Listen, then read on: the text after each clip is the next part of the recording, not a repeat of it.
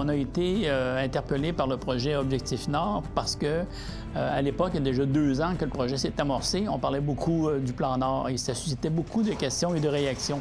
Fait qu'on s'est dit, est-ce que les gens qui sont au Sud connaissent suffisamment le Nord pour être capables de participer aux prises de décision?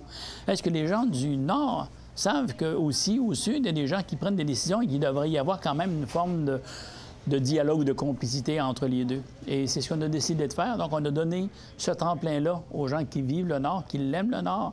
Et on voulait aussi que les gens du Sud se l'approprient. On ne peut pas arrêter la modernité. Mais comment peut-on la mettre en place, cette modernité-là, sans outrepasser, je veux dire, les besoins économiques, puis d'aller, je sais pas moi, jusqu'à empêcher les gens qui y vivent de garder leur culture, leur mode de vie. En l'espace de 60 à 70 ans, nous sommes passés d'un mode de vie nomade, où nous vivions dans des igloos, à la vie d'aujourd'hui. Imaginez une culture basée sur des igloos, des maisons de neige, et qui change pour un style de vie moderne. Donc, c'était ça, c'était pour permettre aux gens de prendre des décisions, mais en connaissance de cause. Fait qu'on voulait les informer plus. On est convaincus qu'on n'a pas répondu à toutes les questions, mais on est convaincus que les gens qui vont écouter la série vont être plus renseignés ou plus sensibilisés à ce que c'est que le Nord et la réalité à laquelle on est confronté. Suite à ça, suite à la première série des 4 heures qu'on a fait pour la série de télé, il y a le site Web, qui est toute une autre approche qui se veut aussi d'autres volets, qui est complètement différent. Ce n'est pas uniquement l'hébergement des 4 épisodes, mais c'est autre chose.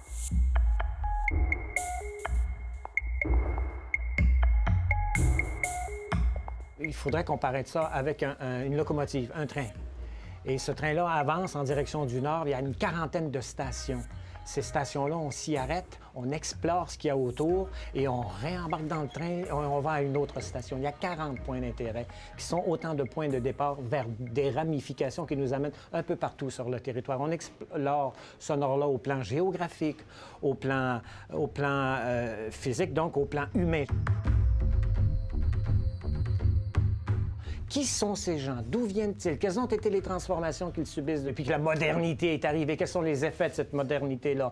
On parle du Nord, on parle de ses attraits particuliers, le cratère du Pingaluit, le lac Guillaume Delisle, les monts Grou, les monts Tiche, l'exploitation minière, le développement durable, le questionnement des gens. Alors, tout ça est abordé de manière encyclopédique, si l'on veut, parce que c'est conçu en fonction aussi d'établir un lien avec ceux qui veulent apprendre des éléments de savoir, ne serait-ce que dans les écoles au secondaire. Donc, c'est adapté en fonction de cette clientèle-là.